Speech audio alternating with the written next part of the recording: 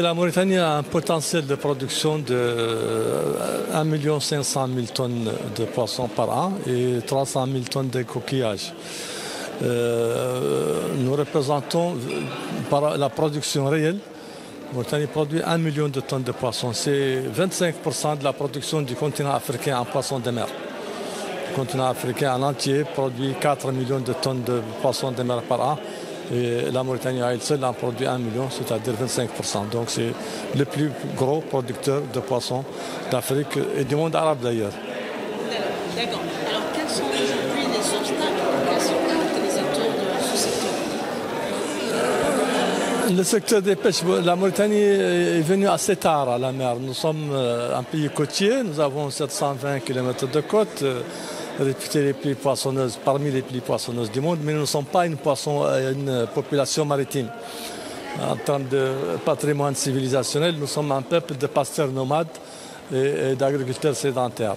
Donc nous sommes nouveaux à la mer et c'est pourquoi le développement du secteur fait encore face à beaucoup d'obstacles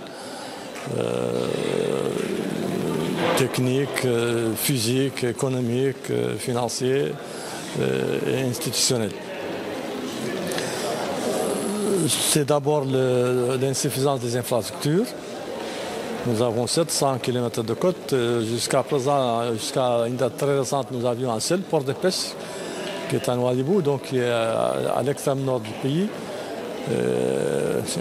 Depuis 2 ans seulement, nous avons un deuxième port qui est à Tanit, à 60 km au nord de Nouakchott. Mais en tout cas, nous n'avons pas suffisamment de ports. Et ça, c'est important parce que c'est d'abord les infrastructures de débarquement et ensuite, ça permet aux bateaux de gagner du temps, d'éviter des navigations pour aller au port d'attache, s'approvisionner et débarquer leur capture. Donc il n'y a pas suffisamment d'infrastructures de débarquement parce que nous disons tout bêtement que le poisson dans la mer n'est pas un produit, c'est une ressource. Pour qu'il devienne un produit et qu'il puisse générer des apports à l'économie nationale, il faut qu'il soit produit, il faut qu'il soit débarqué. Nous n'avons pas suffisamment de moyens de capture. Il n'a pas suffisamment de moyens de capture en pleine propriété. C'est pourquoi il fait appel à des moyens de capture étrangers sous forme de licences de pêche, sous forme d'affrètement. Pour pouvoir valoriser son potentiel, valoriser au mieux son potentiel.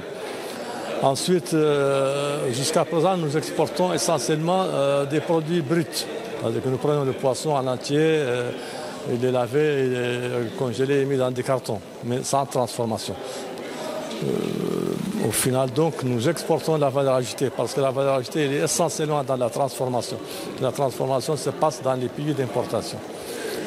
C'est également un enjeu majeur et les obstacles qui se dressent devant cette transformation, c'est d'abord la disponibilité et la compétitivité des facteurs de production parce que la pêche est un secteur d'exportation, donc fortement concurrentiel.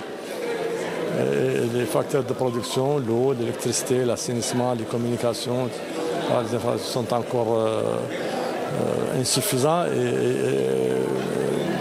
peu compétitif. Le coût des facteurs de production est très élevé.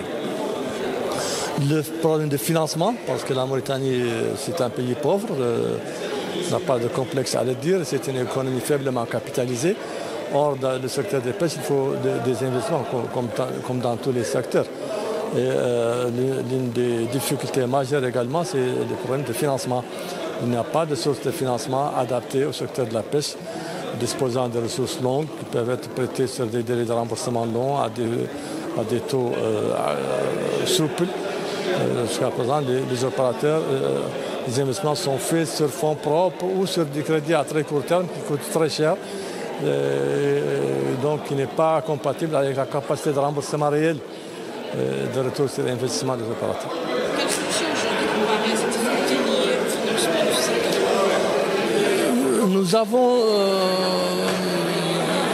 des perspectives très bonnes.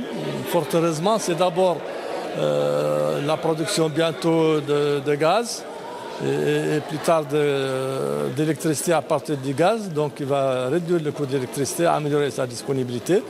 Ça va contribuer à baisser les coûts des facteurs de production et à assurer la disponibilité.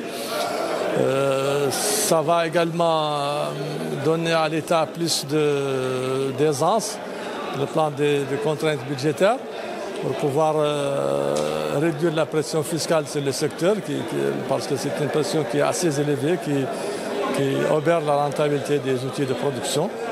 Le secteur c'est un secteur clé de l'économie nationale, parce que c'est quand même un secteur qui rapporte 30% des entrées de devises, donc c'est un important appui à la balance des paiements. C'est un secteur qui rapporte entre 16 et 20% des recettes budgétaires et qui emploie entre 12 et 15% de la population active, donc c'est un secteur important.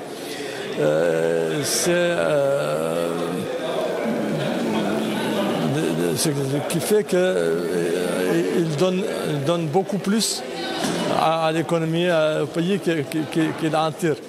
Nous espérons que donc, ces perspectives vont permettre de dégonfler un peu ou de réduire un peu la pression fiscale et d'améliorer la compétitivité des produits.